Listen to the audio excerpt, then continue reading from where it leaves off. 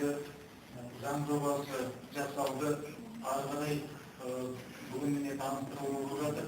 Енді осы заң жобасы халыққа қалай жетеді?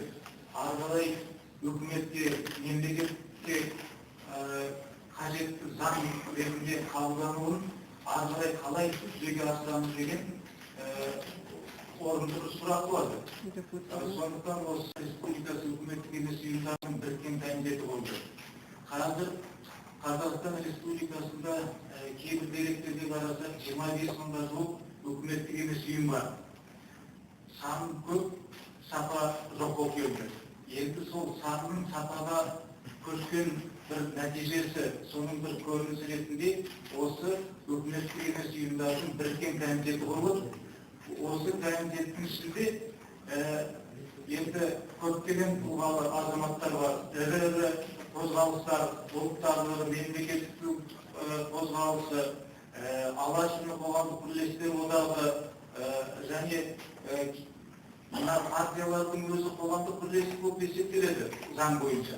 Сондықтан бұл жерде тек қана осы үкіметтік емес ұйымдар ретінде ғана емес, мына партияларда да есік ашық.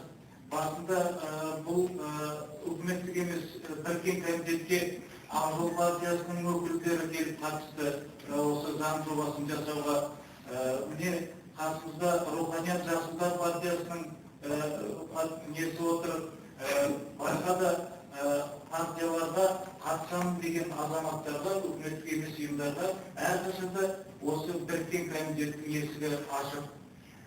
Енді айта кететін жай, біріккен комитетке осындай ірі тұлғалы азаматтар, басшылар болып отырған кезде, олардың әрқашан жиналысқа келіп, осы жұмысты тұрақты түрде жиналып тұруға мүмкіндіктері жоқ.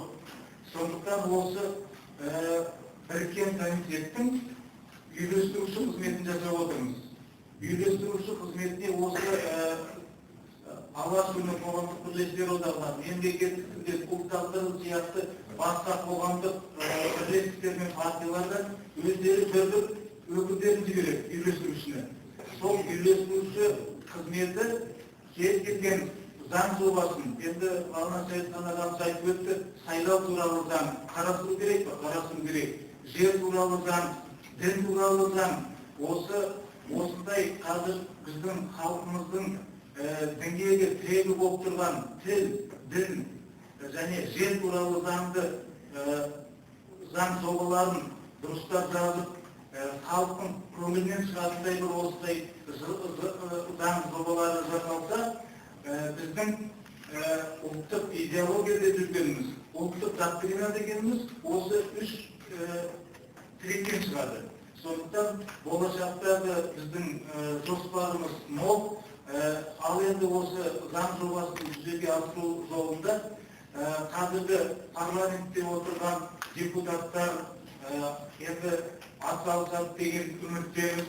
Үкіметтің басында отырған азаматтар, партиялар осы Қазақстан Республикасындағы бәрінде де өздерінің енді азаматтық борышы ретінде, азаматтық міндеті ретінде осы тіл мәселесін нақты қолға алып, осыны белгілі бір дәрежеде бізбен бірге жұмыс жасайды деген сенімдемін.